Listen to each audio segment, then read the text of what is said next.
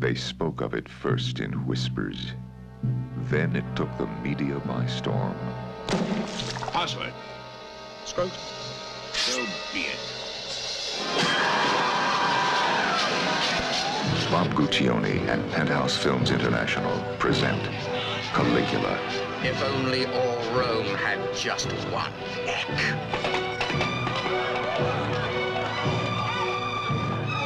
The period of mourning is now over! He's mad! No treachery could equal his evil. No evil was more treacherous. The recreation of power gone mad in all its insane dimension. Caligula. Take my horse to his own bed. The emperor who devoured Rome.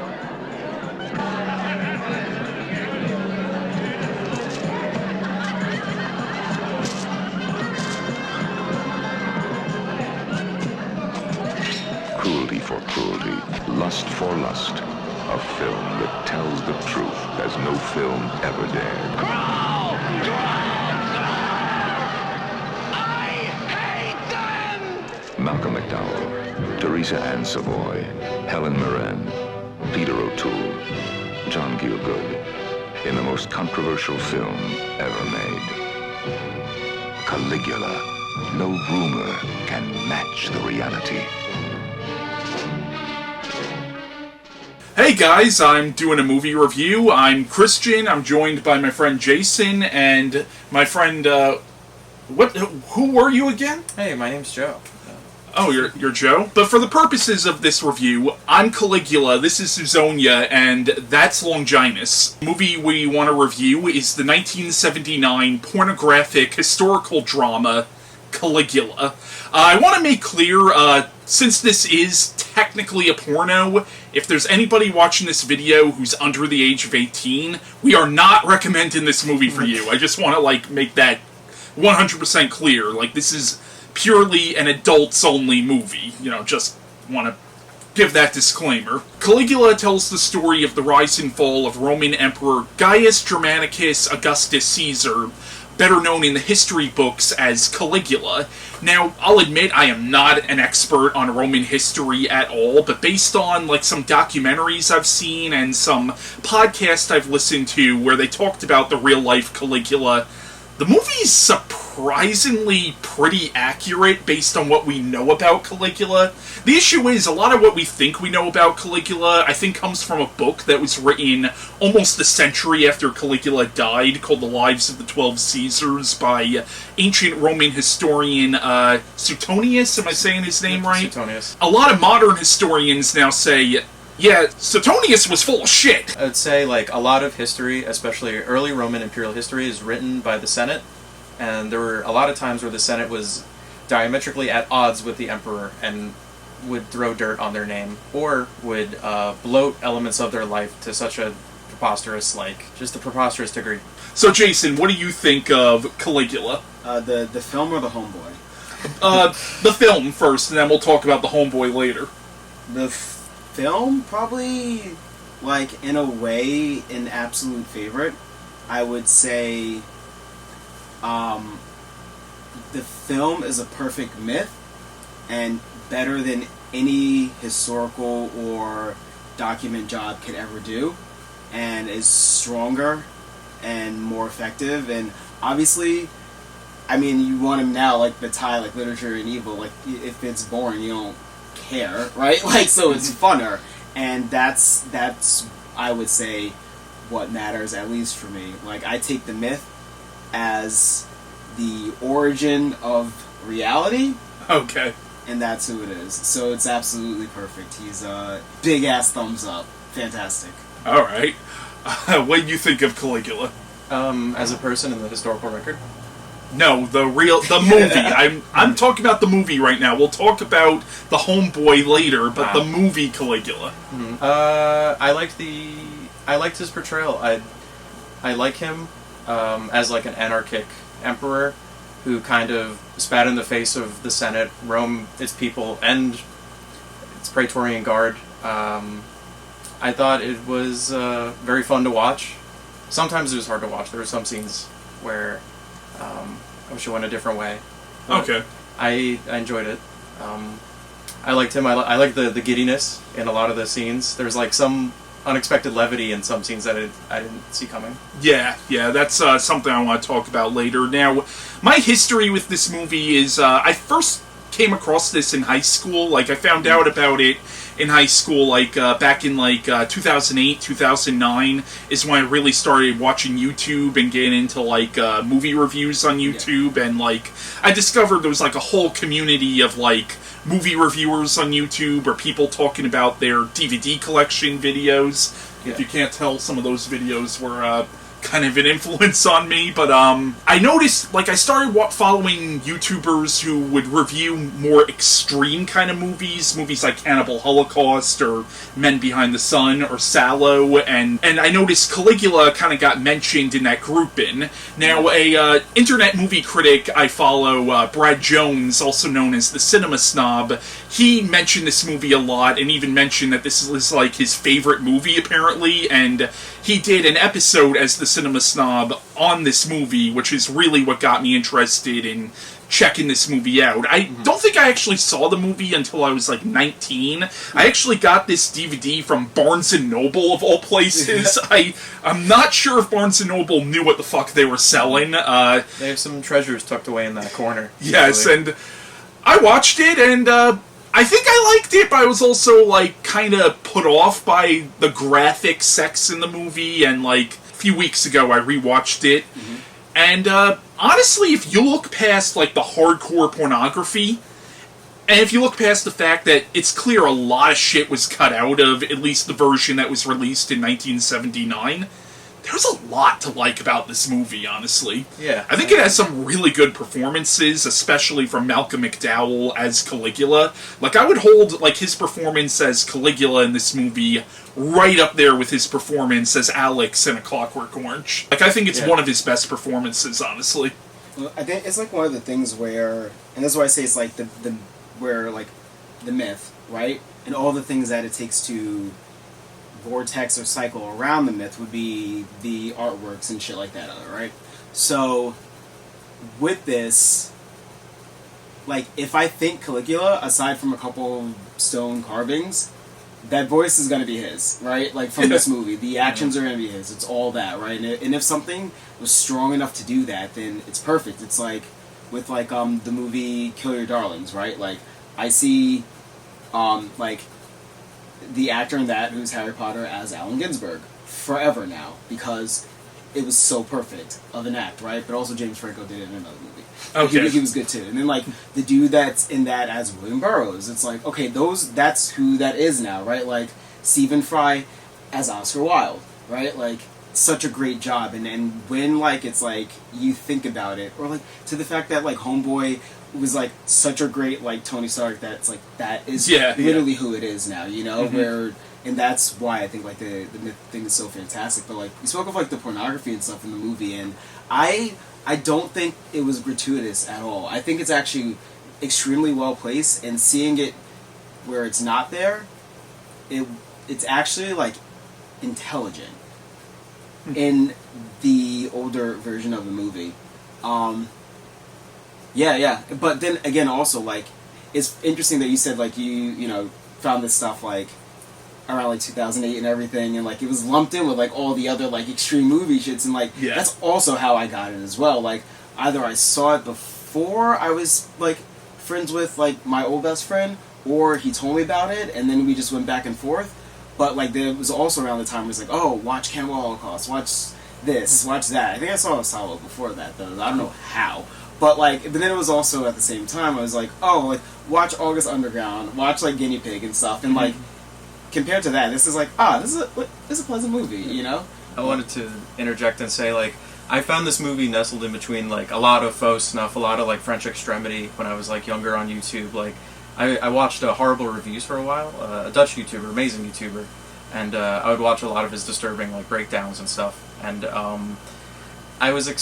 I didn't know what to expect when I watched it. I don't know if I expected the extremity of, like, the French Extremity and stuff, but I was pleased with most of the movie, and a lot of the pornographic scenes, like, I thought I would detest all of them, but there were some where I appreciate they added them, and I liked it. Okay. I liked the movie a lot more than I thought I would. So, Caligula is a fascinating movie to me. It's a movie that I'll admit I'm more fascinated by than I actually enjoy. Although, like I said before, after rewatching the movie, I actually do think there's a lot to like about this film. The film really does combine the sensibilities of art house cinema as well as those lush, big-budgeted Roman epic period pieces that you would see in the 50s and 60s, i.e. movies like Julius Caesar and The Robe. But it combines those sensibilities with pure exploitation. It really is an amalgamation of an art house film, an exploitation film, a period drama, as well as a psychological drama about a man's descent into insanity, as well as a political drama and a political satire about the abuse of power and anarchy. It also has elements of black comedy, and there are parts of this movie, particularly the stuff dealing with Tiberius's grotto, where it almost plays out like a horror film, but it's all of that wrapped inside of what, is essentially a porno film, even though a lot of the people behind this movie did not realize that they were making porn. And actually, I think the backstory of this movie would actually make a far more fascinating movie than the film itself. So, the movie was funded by Bob Guccione, the founder of Penthouse magazine. Now, before anybody says, well, how did they expect this movie to turn out? It was funded by Penthouse. You gotta understand that Penthouse actually did produce several mainstream movies like Chinatown, The Longest Yard, and The Day of the Locust. But Bob Guccione wanted to do a mainstream porno film that, in his eyes, would have bridged the gap between mainstream films and adult films. And the 70s was really the only time you could have done something like that, because in the 70s you had porno films like Deep Throat and The Devil and Miss Jones and Behind the Green Door and Debbie Does Dallas that were getting relatively mainstream releases and were actually making kind of an impact on pop culture at the time. And Guccione basically wanted to make the Citizen Kane of porn, so he hired acclaimed writer Gore Vidal to write a screenplay about the life of Roman Emperor Caligula. And eventually Malcolm McDowell, who was previously in films like If and A Clockwork Orange, was hired to play the titular role. Now, directing duties were offered to people like Lena Wertmuller, John Huston, and I think even Nicholas Roeg was approached to direct, but they all turned it down. Now, I think it was producer Franco Rossellini who was impressed with Tinto Brass's work on the 1976 erotic Nazi-sploitation film Salon Kitty and selected him to be Caligula's director. Now, right off the bat, Tinto Brass did not like Gore Vidal's script at all. I think even Malcolm McDowell didn't really like Gore Vidal's script, or at least felt that the script needed work, and both Tinto Brass and Malcolm McDowell sort of rewrote a lot of the script, which Gore Vidal was not happy with at all. Also, the direction that Tinto Brass wanted to take the movie was completely different from what Gore Vidal wanted. Like, Tinto Brass specifically wanted to make the movie a black comedy, and also Gore Vidal being a gay man, there was a lot of gay sex in the original script for Caligula, which Tinto Brass apparently didn't want to do, so they butted heads a lot, and eventually Gore Vidal just left the project. Now, Bob Guccione did not like the direction that Tinto Brass was taking the movie, especially because it seems like Tinto Brass was more interested in making an artistic statement with the film as opposed to a straight sex film, and he was specifically making a lot of the sex scenes kind of unerotic, and Guccione didn't like that at all. So Guccione ended up taking the project away away from Tinto Brass, and from what I understand, Brass was basically locked out of the editing room, and Guccione's editors essentially re-edited the whole film from scratch, and from what I understand, they basically left 45 minutes of Tinto Brass's footage on the cutting room floor, and they also cut out a lot of the satire that Tinto Brass was specifically going for with the movie. But perhaps the most controversial thing that Bob Guccione ended up doing was, later on, he shot some scenes of hardcore pornography and sort of randomly inserted those scenes into the film. Now, despite the fact that I think this was always Guccione's intention, from what I can gather, it seems like a lot of the actors were not really on board with that, or weren't really aware of Guccione's intentions, and were genuinely shocked when the movie came out in 1979. Seems like Bob Guccione was a bit of a sleazy motherfucker, and actually, I know Malcolm McDowell didn't like him at all, and even told him at one point, you know, you should be really playing my role right now because you are Caligula. Now, the most famous of these newly inserted pornographic scenes is a lesbian sex scene between Lori Wagner and Annika Di Lorenzo, neither of whom, from what I understand, were actually lesbian, and from what I understand, Annika Di Lorenzo did not want to do the scene at all, and apparently got piss drunk before they shot it. Now, hers is actually a really sad story. Apparently, she really did want to make it big as an actress, and Guccione apparently promised her, as well as some of the other models that were working for him, you know, the Penthouse Pets. He basically promised them that this movie would help improve their film careers, and when her career really didn't go anywhere, she ended up suing Bob Guccione. I think she even sued him for sexual harassment as well, and her career never took off, and unfortunately she died in 2011 under honestly kind of mysterious circumstances. She was actually found washed up on a beach with a broken neck, and from what I understand, it's never really been confirmed whether or not her death was a murder or a suicide. I do want to point out that there is a new version of Caligula called the Ultimate Cut that adds a lot of the stuff that was taken out back in.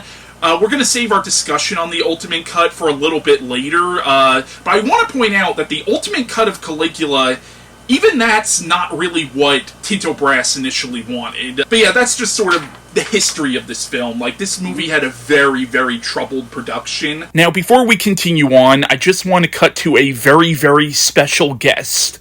We're about to hear from Caligula himself, Malcolm McDowell. Now, this is a Cameo video. Cameo is an online service that some celebrities do where you have to pay for it, of course, but you could contact a certain celebrity and they'll send you either a video wishing you happy birthday or wishing a friend happy birthday or giving advice or roasting a friend or answering some questions, and I've known about Cameo for a while, but I've never used it, and I knew Malcolm McDowell was on there, so I was like, you know what?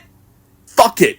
It might cost me a pretty penny, but I'm gonna get Malcolm McDowell to talk about Caligula. So, without further ado, here's the man himself. Christian, hello.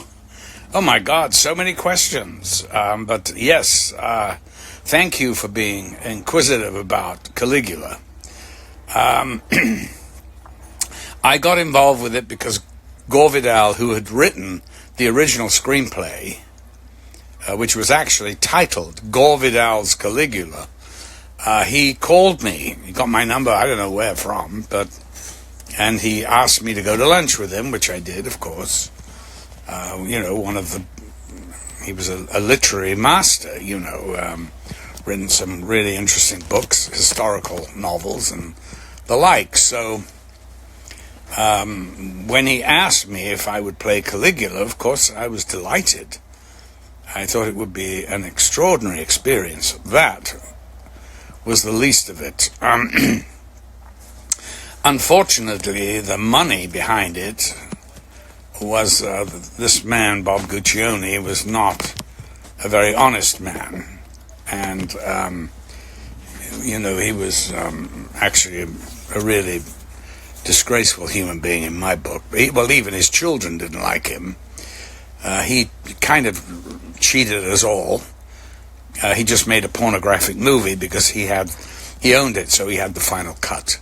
Nobody could do anything. He just could care less about the script. We did an honest job on it. It is about the Roman Empire. It's was very corrupt and very sexualized. Tiberius, is well known. Lived on the island of Capri and had this sort of weird grotto of sexual deviance and stuff. I mean, that's all well documented, and that's just the facts, we made what we thought was a good film, and Guccione dumped all the story, or the last 45 minutes of the movie, to add just straight porn that was done with the pets, penthouse pets. And, it just made nonsense of the movie. And it was sort of heartbreaking at the time, because I'd worked, a good 18 months to 2 years on this project, and it was a disaster. Gore kind of left the project of his own volition. I think he was sick of it, and I fell out with Tinto Brass. Now, I really liked Tinto. I thought he was a wonderful guy and a very interesting take on it. But they hired him, and then they all hated him. But he was actually, I really got on with him, and I liked him. But let me tell you, Thomas Negovan has come to this new Caligula, the ultimate cut. It is absolutely the movie I thought we made. It's fantastic. I hope you can see it. It comes out, I think, in August this year. And it's absolutely amazing. It's getting incredible reviews. People that have seen it love it. And it is completely different. It is the movie I thought we were making. So I am very happy that it's come back.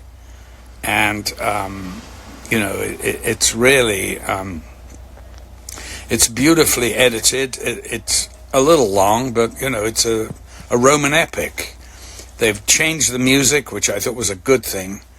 And they've got a new, it's a sort of cartoon or animation to open the movie, which really helps the title sequence and puts it into historical context. And I think it's really wonderfully done. And the man responsible for that is a guy called Thomas Negovan. Sorry, I'm going on here. I'm actually on set in Newfoundland, and I can see them waving at me, being called to play old Pop in this television show. Anyway, I hope that clears up a little of it. Christian, if you can see Caligula, the new one, the ultimate cut, go see it. You will not be disappointed. All the very best. Bye-bye. So in the movie we follow Caligula, whose adopted grandfather is Emperor Tiberius, and in the beginning of the film he attempts to assassinate Tiberius, but can't muster up the courage to do so, Macro, the head of the Praetorian Guard, does it for him, paving the way for Caligula's rise to power. But as the movie goes on, he becomes more and more paranoid and more insane.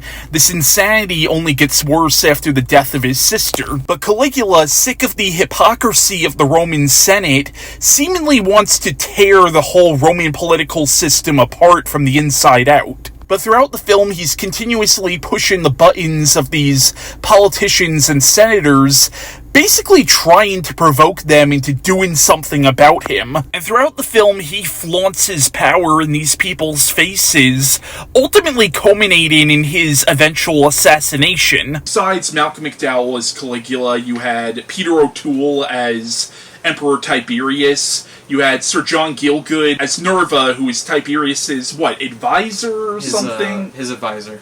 Helen Mirren as Caligula's wife, Caesonia. Teresa Ann Savoy as Drusilla, who is Caligula's sister and lover. Also had, I'm blanking on the actor's name, but the guard who, spoiler, assassinates Caligula at the end, is played by the same actor who played one of the main antagonists of Sallow.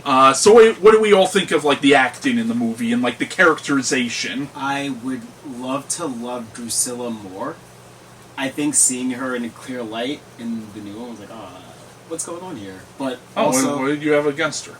I guess, there's something for always seeing, like, older films and, like, bad copies of it, like, not completely clear. Okay. And then it's, like, huge there on the screen, and, like, everything is right there, right? Like, almost in a way, like, I cared so much more in this version about, like, Caligula saying, and then, like, Drusilla popping in, that I forgot completely about his actual wife. Like, okay. And it felt like, it's like going back again, it's like, oh wow, there's like this other part of the like story and like movie, and like very like strong of a character too. Like, but I, in the past watching it and then rewatching it again for this, I like did not like, I was not conscious of her as a character. Okay.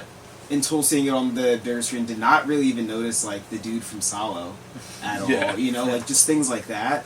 And, like, I mean, watching it now, like, there's a strange sympathy for Tiberius. I think in the new cut, probably. I feel like for both, for me personally, and, like, just, the particular, like, awareness and warning that he gave, like, Caligula, is almost like he tried to, like, communicate that it's like he didn't ever want that position, and that yes, you definitely get that sense. But I kind of look at Tiberius, and this is also knowing some of the actual history or what is known about the actual history. Tiberius abused the fuck out of Caligula. Like, he had Caligula's father murdered. He exiled Caligula's brothers. No, I think he killed Caligula's brothers, right? And exiled his sisters with the exception of Drusilla. Like, Tiberius did some fucked up shit to Caligula. Like, some believe that he even, like, sexually abused Caligula. So I think Caligula is the way he is because of Tiberius. So, like, I don't really feel a lot of sympathy for Tiberius, and in fact, when Caligula is about to murder Tiberius, I'm kind of on Caligula's side in that scene. Is like, knowing the actual history between these two men, it kind of makes some sense. Like, I think Caligula tried to murder him not just because so he can be the emperor, but also, I think out of some sense of revenge, in a way. I see him kind of as a paranoid sociopath, but I also see in a way that he does impart some wisdom on Caligula. And I feel like without that, Caligula would have been swept in the tides of history as a meek emperor that played to the fiddle of the Senate and the Guard and others. Yeah. Here's my friend Jeremy giving his thoughts on Caligula. Caligula, what a movie. It's definitely not a movie for everyone. In fact, I can see a lot of people being repulsed by this movie. This is easily one of the most pornographic movies I've ever seen. There are close-ups of just about every kind of sexual act in this movie, and a lot of it is very revolting. It's so up close and in your face that it's hard to focus on the actual plot of the movie, which is about Caligula, who becomes the Emperor of Rome. Caligula is played by Malcolm McDowell, who's most famous for A Clockwork Orange, and whom I've had the pleasure of meeting twice. He does a good job in this role, and he's just great to watch, like he is in just about every role he plays. There's also Helen Mirren as Caesonia. She does a decent job, too, and I've had the pleasure of getting her autograph. You've also got Peter O'Toole as Tiberius, and he's entertaining to watch. Still, the thing that stands out the most about this movie is the extremely graphic sex scenes, and my god, there are a whole lot of them. There's also an incestuous relationship between Caligula and his sister. The movie is about Caligula's rise to power and his eventual downfall. It shows his anxiety and paranoia and how ruthless he is in what he does. In one scene, he's cruel enough to rape a virgin woman and make someone watch. I will say that the design of ancient Rome was pretty cool. Set designers clearly knew what they were doing when they were making the sets, and the costumes look like they're historically accurate too. Well, I'll wrap it up here.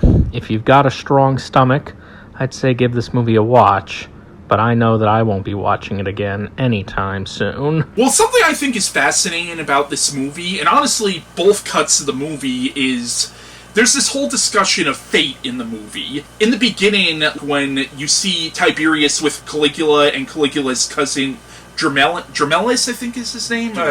If you pay attention to the dialogue, Tiberius explains everything that's going to happen in the movie right there in the dialogue. Like, he knows exactly what's going to happen. Throughout the movie, Caligula is also seeing, like, these ravens, and at the end of the movie, the person who assassinates him has a raven on his chest plate, so there is this whole discussion of fate in the film.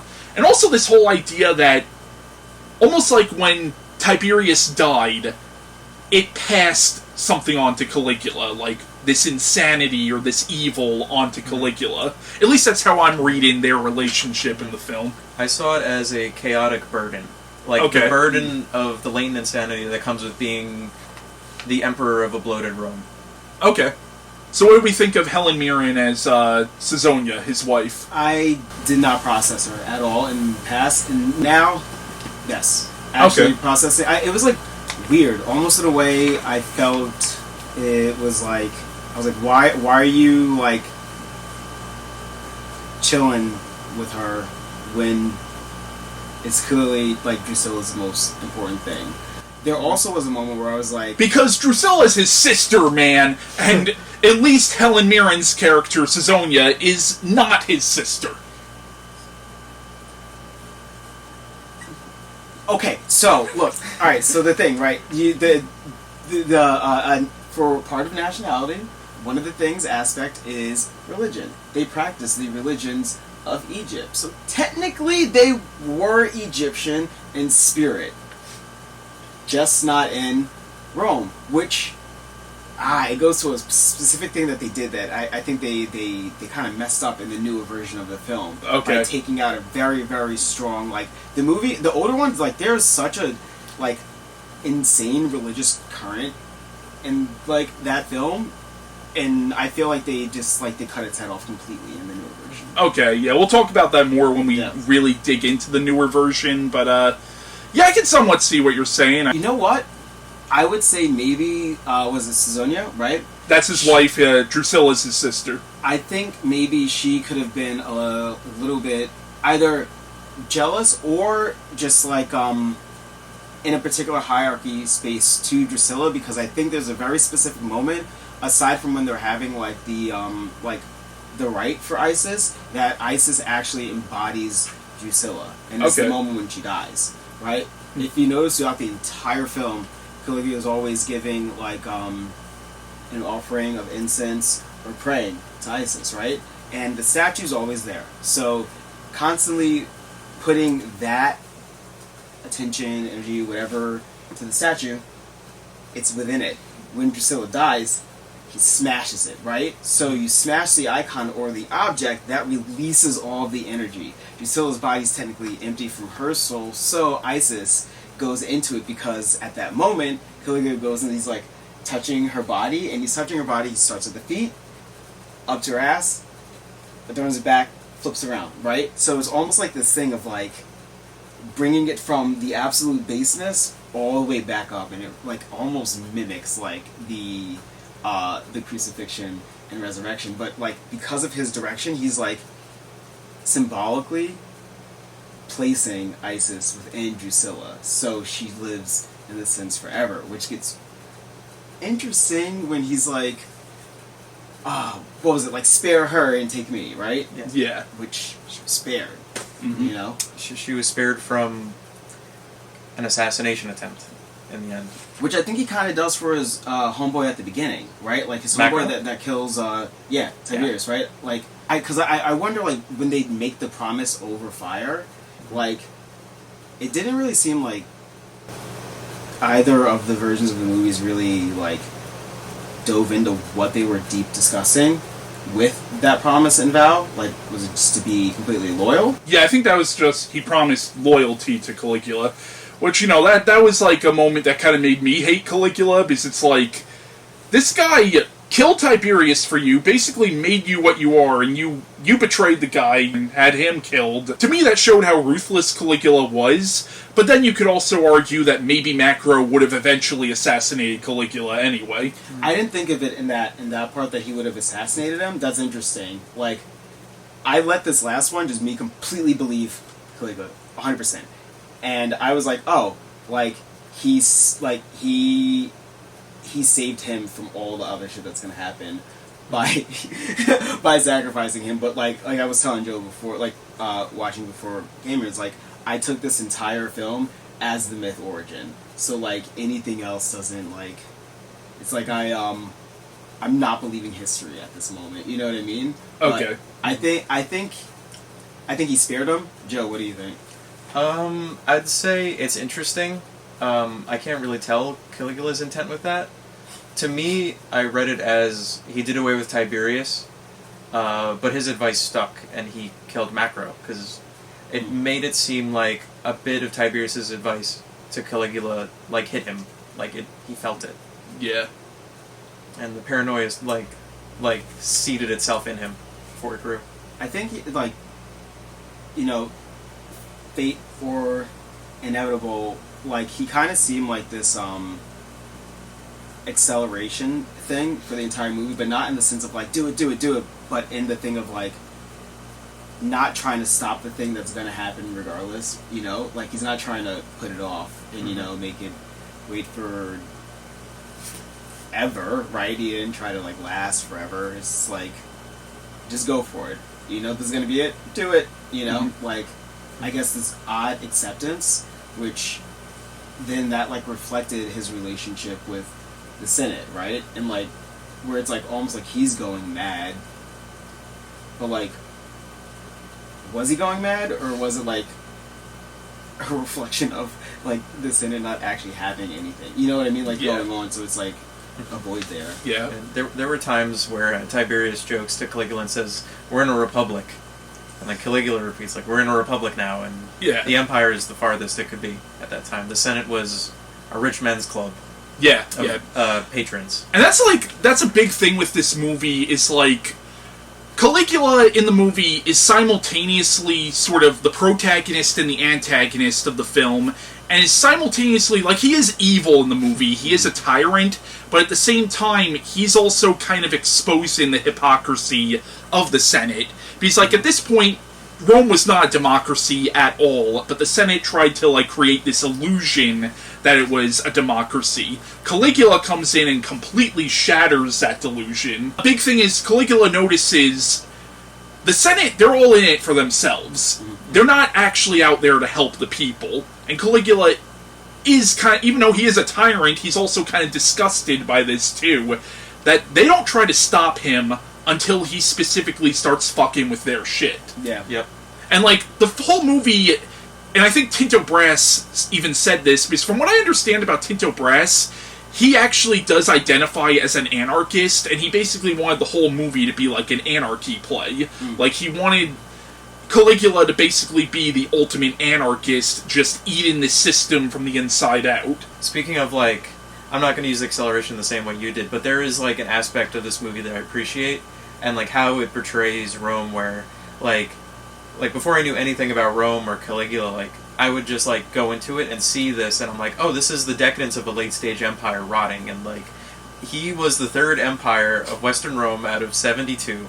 There is so much crazy stuff that happened in his short 4 years of reign, and I think the movie encapsulates it really, really well. And, like, when you said, like, he wants the Senate to stop him, or, like, it's almost like the child being like, give me structure, give me fucking rules, you know what I mean? And, like, I remember, something I was listening to on, like, psychoanalysis, and it was saying, it's like, the first thing that happens when, people have, like, free reign and no rules, they're like, oh, what can I, like, not do?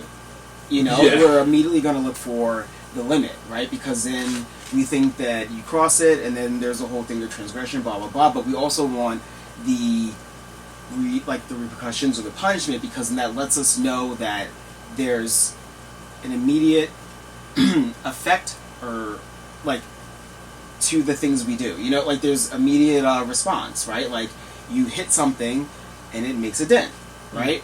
But then there's also the thing which I really do love to see. And I had watched another thing on what kings and emperors were before the idea of what we think monarchy is, as just controlling tyrant system. And the thing, and we can kind of see it with the idea of emperor and what Mishima was pushing for and shit too. But the emperor is actually the people. The Senate and everything else is not. It's this weird thing. They're this weird thing in between, kind of, the emperor and the people. But it's this he is, or whoever is in that spot, they're the representation. And if you really do see, it's especially when Caligula went to go in the city and shit like that, they have all the things of him, right? The emperor is usually kind of childish, kind of wow, this, that, right? Has all the things of the flesh. Is not acting any bit holier than any other thing, they are the connection.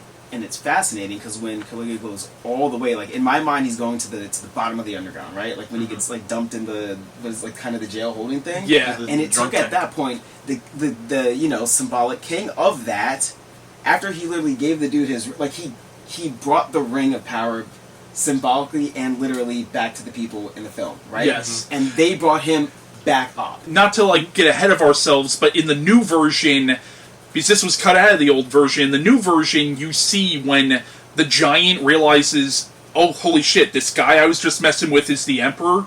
Not only does he bow down, all the people in that prison bow down to him in the new version. Yeah, the old version, there was more stuff that happened when he was out with the people that I wanted to see more of in the new version. But for them to, I liked how they kind of gave more time to that relationship with those two and what actually happened, Yeah. In the thing. So I think that's really interesting, and that's who brought him back, right? The people, which is him, came to the place in the Senate and took the seat themselves, symbolically for this. What did we all think of the Imperial Bordello scene? Where basically in the movie, Caligula, as a way to really push the Senate's buttons, he forces the senators' wives to be prostitutes, and you have this big-ass indoor boat, which apparently, this was actually the most expensive prop for a movie at the time this movie came out, was this fucking boat. But yeah, he forces the senators' wives to be prostitutes, again, as a way to push the Senate, but they can't do anything. They can't do anything to prevent this, What do we all think of that scene? I thought it was great posturing by Mr. Caligula. I loved it. I love in the scene, he's selling off all these senators' wives like he's a carnival barker almost. Some of Malcolm McDowell's dialogue as Caligula in that scene is so fucking hilarious. And technically it's horrible. It's horrible what he's doing, but still, it's funny. You can't help but to laugh at some of this shit. I like when he tells the senator's wife she has to shave or no one's going to pick her up. When he screams out to the woman's husband, Marcellus, your wife will scare our customers away! Yeah. I think it's interesting that he leveled everything and everyone costs the same. Yeah. And that's actually a really, really interesting thing. That's the Nick Land part of it, right? Because by leveling it, the price number for the exchange is the enzyme that that prepares things for connection and transfer, and by doing that across the board, that was a real I was that's awesome, a good stab towards them. Yeah, but something I also liked, and it ties into when Caligula goes out among the people, you see how disgusting and grimy the common people, the environment that the common people are living in, whereas the senators, they all live in the high life, and I think that's also something that Caligula is trying to expose, and in some ways Caligula is trying to bring the Senate and the actual people of Rome on the same level. Yeah, there's it's the senators live in a house of marble, and the peasantry, when he goes down there, are living in brick and mortar. Yeah, but they were all having fun. They were having plays. They were chitting where they wanted to. It was all Mary running around. They were doing magic tricks. What do we think of the characterization of Claudius in the movie? Caligula's uncle, who in the film is portrayed as an absolute buffoon.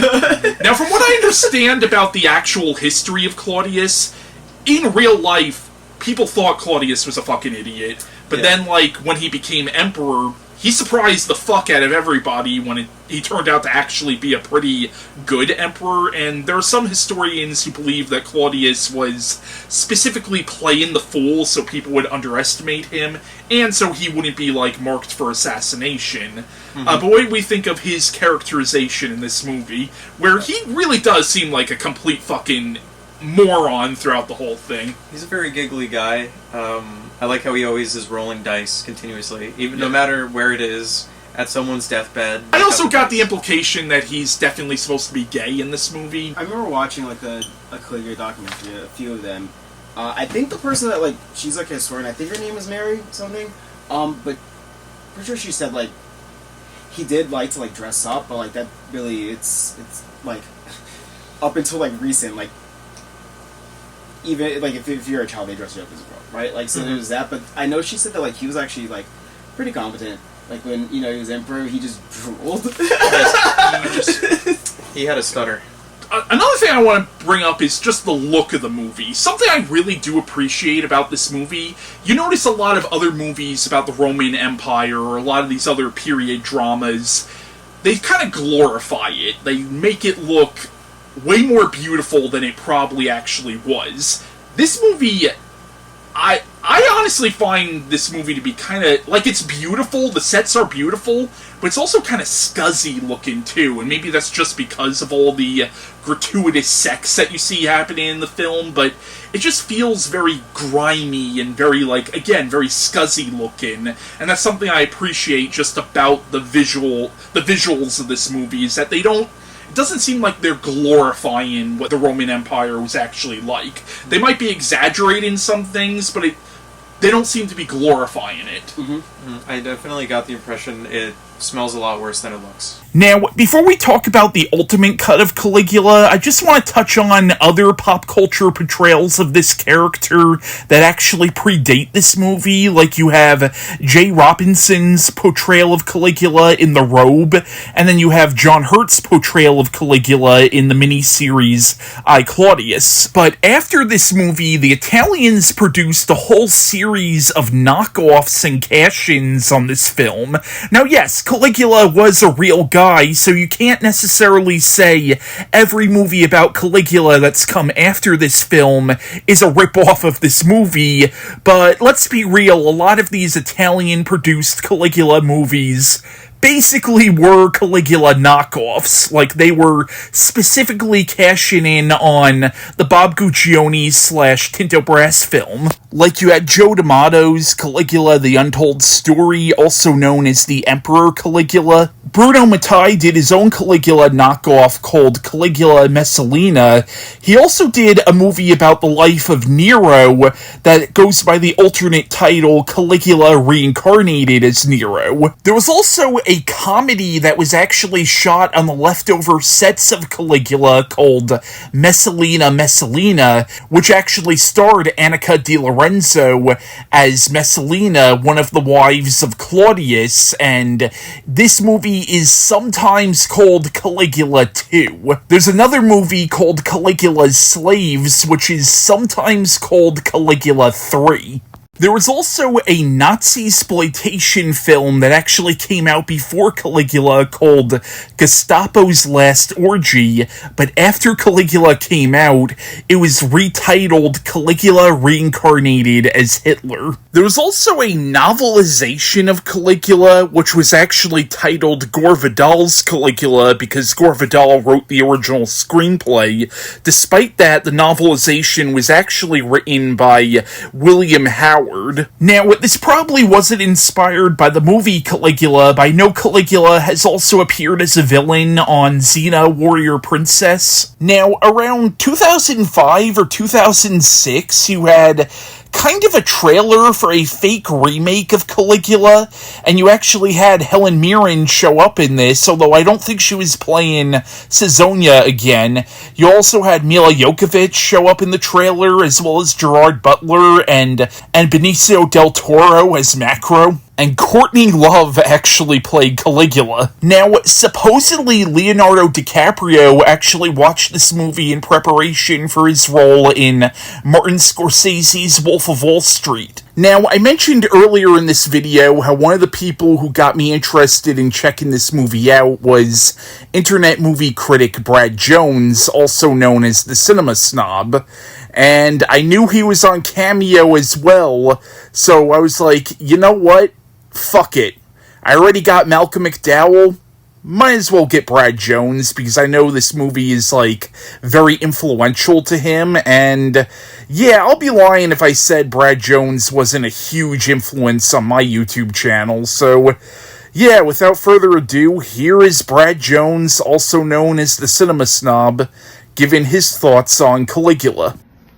Hey, Christian, I had to sit here. This is a question about Caligula, so I had to at least make sure it was kind of there in the background. You know, the spanking from McClintock, yeah, that's kind of par for the course with Caligula as well. So, thank you for your question and your compliment as well. It's always cool hearing from fans anyway, but especially someone like you who's been with the show for a very, very long time. I saw on there that you'd been watching since 2009.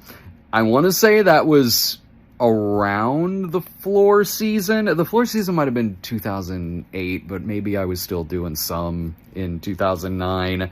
I know that the first one you saw was the Mother's Day episode. That was a floor season episode. I do remember that. I should maybe go back there sometime to that old basement and film something there for old time's sake. There is still, like, a sliver of that wood paneling on the wall over there. Just enough that I could sit there and maybe do a re-review of something from back then. Like, maybe I'll re-review The Italian Stallion or something, or Horrifying Experiments of the SS Last Days. No, that actually might be hard to get on YouTube nowadays. But as for your question, as for your question about my cough, sorry, I don't have a cough. I just awkwardly swallowed there for a second, which actually that works out. Talking about Caligula, a movie that has awkward swallowing in it, awkwardly spliced into the movie too.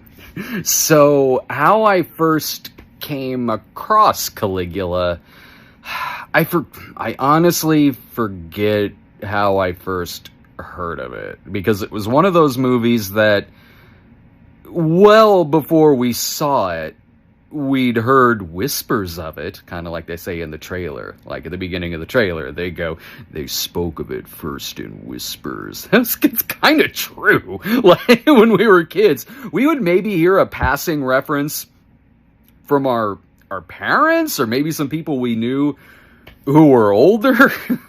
So I do know when I first saw it, because Caligula, it wasn't a hard movie to find back then. I mean, yes and no. I guess it depended on where you lived. The R-rated version would be easy to find back then. So the R-rated version, they used to air that on Cinemax, and they had the R-rated version at like Blockbuster Video. But we had Family Video, where I come from, in Springfield, Illinois. Now, Family Video,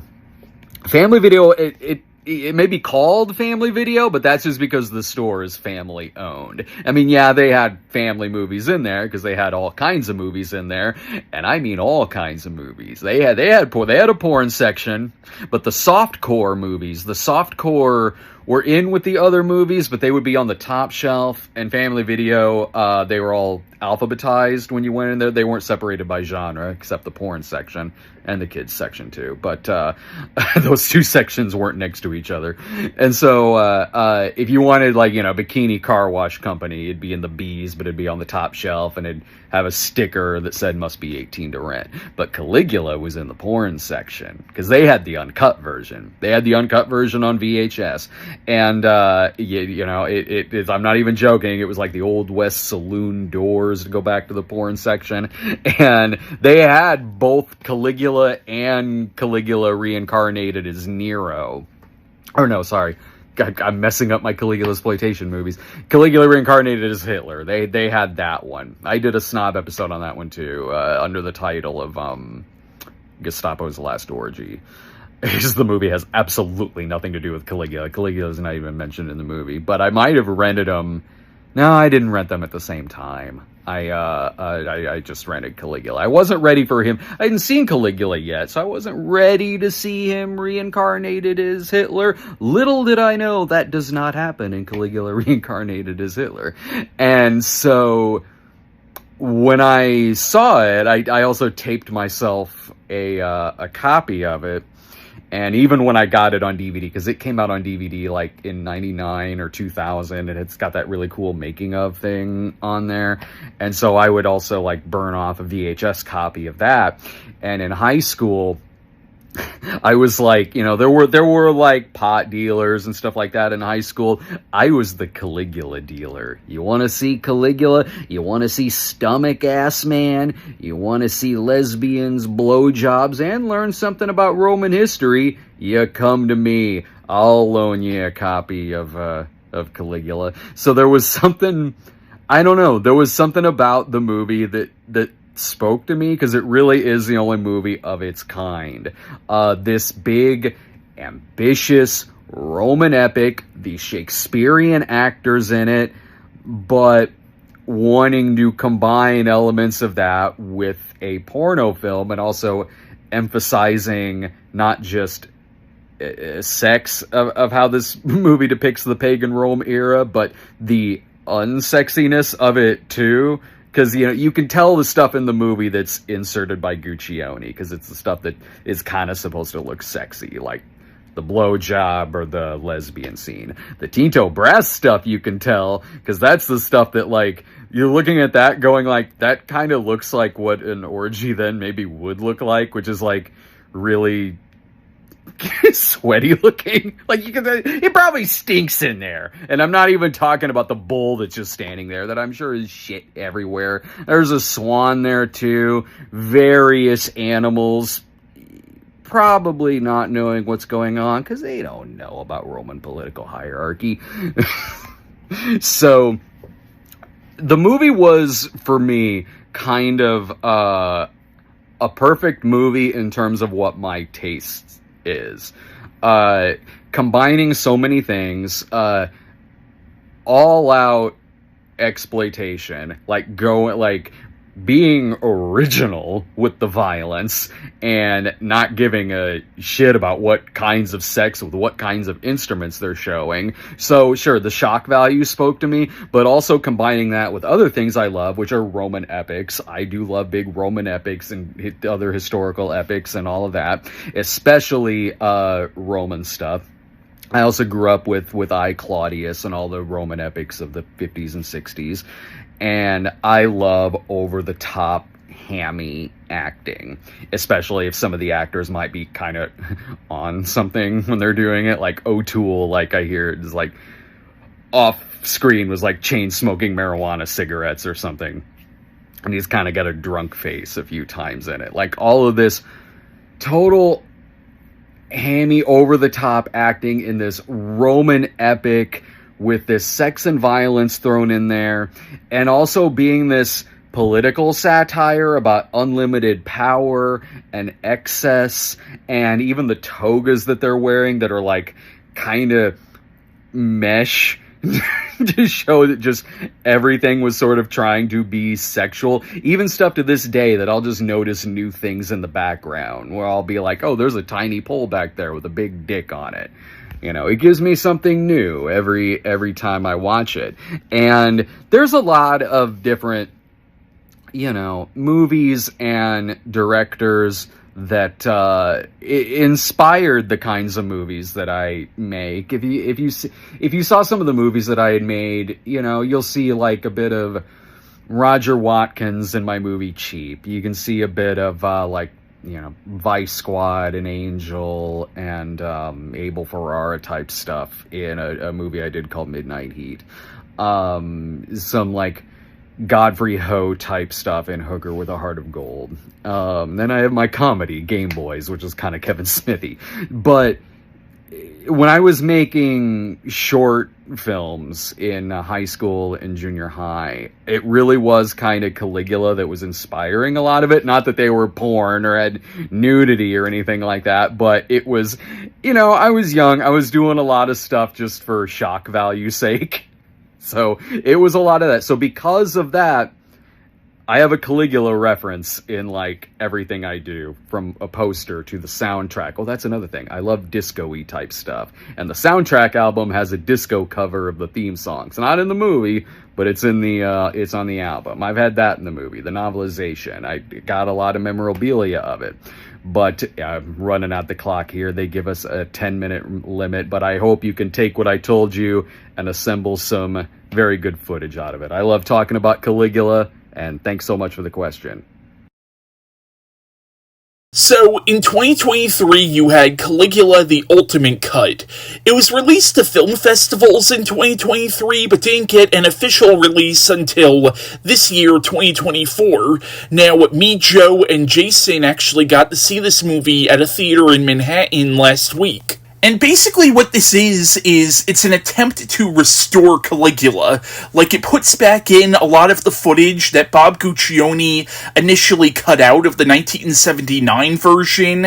It also uses a lot of alternate takes, and it also removes a lot of the hardcore pornography that Bob Guccione put into the 1979 version. Like, in theory, this is supposed to be as close to what Tinto Brass initially intended as humanly possible, although it should be noted that Tinto Brass, who is still alive, had nothing to do with this cut of the movie, and I think actually attempted to file a lawsuit against the people who put this cut out. Now, this cut of the movie was put together by a guy named Thomas Negovan, and I would honestly call this Thomas Negovan's Caligula, because it really is his movie just assembled from a lot of unused footage from the original Caligula, and that's not a bad thing. Honestly, I do think this is probably the best cut of Caligula you're going to see, but it's not without its faults, and for a movie that calls itself the Ultimate Cut, it oddly enough leaves out some honestly pretty important scenes. Opens up with sort of an animated sequence, and the animation was actually done by comic book artist Dave McKean. I don't know if you're familiar with his work. No. He illustrated the Batman graphic novel Arkham Asylum, A Serious House on Serious Earth. He did the covers for a lot of the Sandman comics in the 80s. I think he did some Hellblazer covers. He also did the illustrated version of Stephen King's Wizard and Glass. But this sort of, like, it rearranges a lot of scenes and adds a lot of the shit that was taken out back in, but also adds a new musical score. Joe, I know you and me, we had some issues with the musical score of the new version, but what did we all think of the new version of Caligula, which is being called the Ultimate Cut? I think if I were to show someone who's not used to these kinds of movies, Caligula, I would show them the final cut. I have my issues with it, but I did enjoy my time in the theater watching it. Yeah, what do you think of it? It feels like a lifetime of a film. Okay. Yeah, like a Lifetime adaptation? No, not a Lifetime adaptation, a lifetime of a film. Like, it felt like you went through the whole thing, maybe because it was 3 hours, but also, like, it was, never seen it, huge. It's funny, because we all went into the city to see it, and my uncle the next day asked me, "Oh, what movie you see in the city?" And he was horrified when I said Caligula. And my grandmother was with us, and she's like, "Oh, what's that?" And my uncle's like, "Never mind what it is. Never mind what it is." No, it was an experience seeing Caligula in the theaters, because I'll be honest, I never thought in a million years I would actually see Caligula on a big screen. Yeah. But it's funny, this one, it cuts out, like, some of the Bob Guccione footage, like the really, really hardcore stuff, but it still leaves in a lot of the weird shit, Wedding, where they have the penis cake and the vagina cake, like, it still leaves in all that shit, but also... They do it from different angles, though, and like, actually, like, hide a lot, but he actually makes that scene, like, I think, way more brutal than it has to be. Oh, the fisting scene? Yeah, and making people, like, sit with certain angles of it after. And, like, it's already enough. You don't have to sit there. Like, it felt like, yeah, oh, like, this is an intelligent part of the film, and you're gonna feel this. It's 3 hours of this. You know what this is. You know what I mean? Like that part felt a little bit over, but aside from it all, like, you know, compared to the last one, which felt like a beautiful like stage, this was like huge film. It was like very like the rooms that were empty felt like a deafening. Big thing with this new one is there are some shots that they add some CGI and I think even some AI art to kind of like make stuff that was clearly shot in a set look like it's taking place outside, and like they add a lot of stuff to it. Some of it I liked, and some of it kind of took me out of it, where I felt like how I felt when I first saw the special editions of Star Wars. If you remember the scene where Nerva commits suicide, in the original version, as he's dying in the bathtub, Caligula's asking him, "Do you see the goddess Isis?" And when he says no,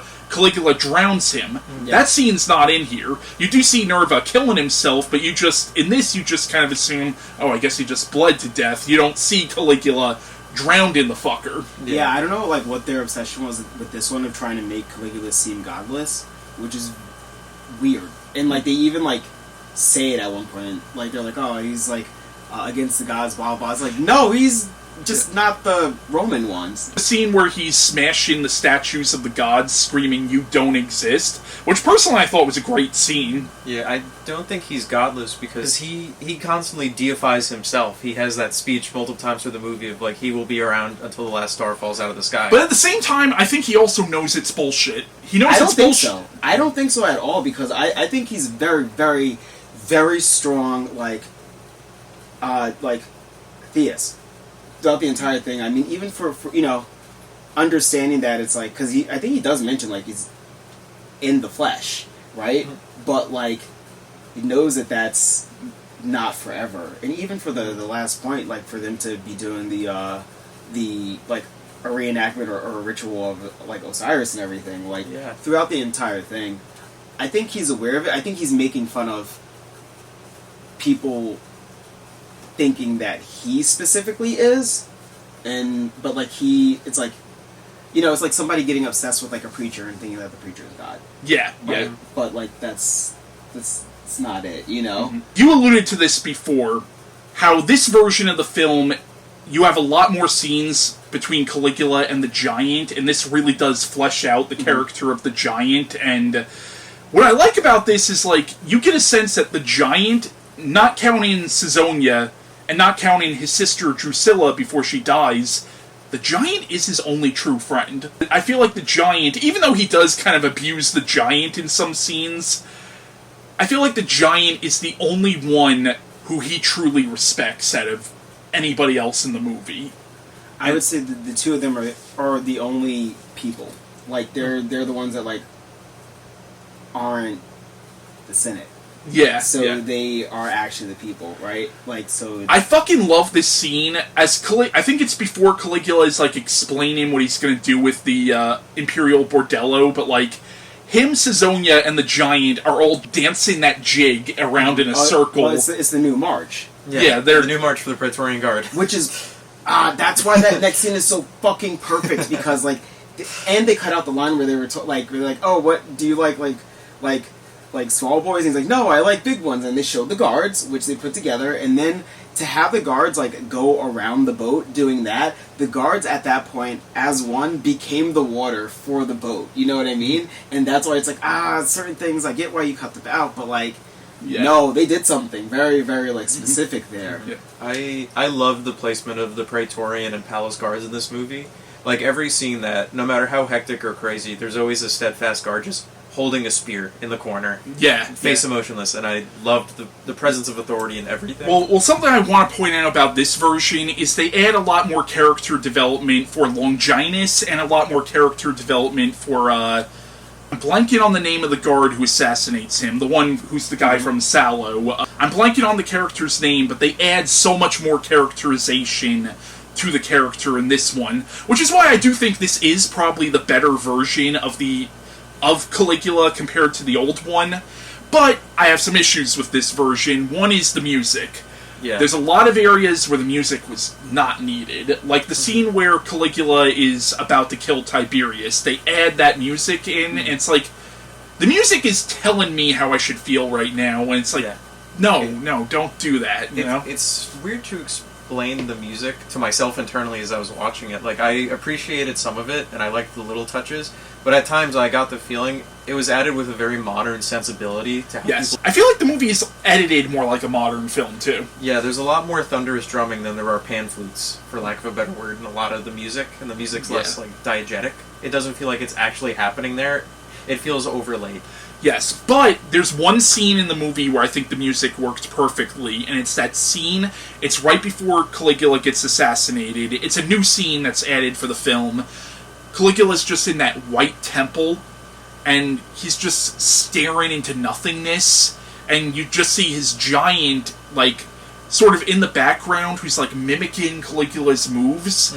The music in that scene is so beautiful, and the whole scene is just beautifully shot. Like, that scene was perfect. I think the music is good in the sense that, like, I mean, I like martial industrial stuff, so that's what I like, but then also, like, it is the opportunity, as is art, to reimagine it and make a myth. And if we really think, like, how things were in the past, like, it's kind of, like, corny and, like, frumpy and shit. And, like, I mean, even just, like, you know, for example, like, when I was, like, showing you, like, the song, like for Mussolini, right? And, like, we think of these things as, like, dun, dun, dun, and it's like, bum, bum, bum, bum, bum, and it's like, dude, what in the world is this goofy shit? It feels like a precursor to Star Wars Cantina music at times. Like, is this evil, or, like, is it, like, a ragtime thing, man? Like, what's happening? So, like, it gets it in, like, you know, I'm okay with the whole thing.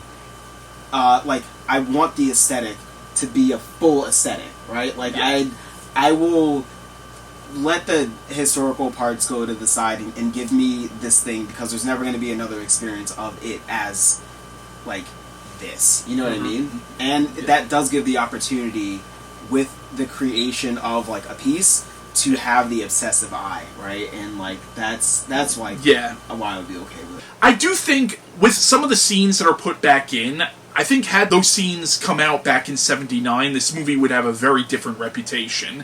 Because Caligula is, like, considered by a lot of people to be, like, one of the worst movies ever made. Whereas a lot of these new scenes, I think, add a lot more depth to the characters, I think. But again, you know, this version, it has its issues, too. Any closing thoughts on the ultimate cut of Caligula? I think, I may have already touched on this before, but the scenes where, instead of just having a sweeping left to right shot establishing the room, they were zeroing in on faces to such a crazy degree. I think it worked out well when portraying some of Caligula's, like, facial reactions to how stuff was going. But there are some scenes where I think the camera work was better in the old version. I think it was location, scene-to-scene basis for me. So yeah, guys, that was our review of Caligula. I hope you enjoyed this, and have a good one. Oh wait, Chris is here. Chris, what do you think of Caligula? It's my favorite porno flick. Oh yeah. Okay. Alright, that's good.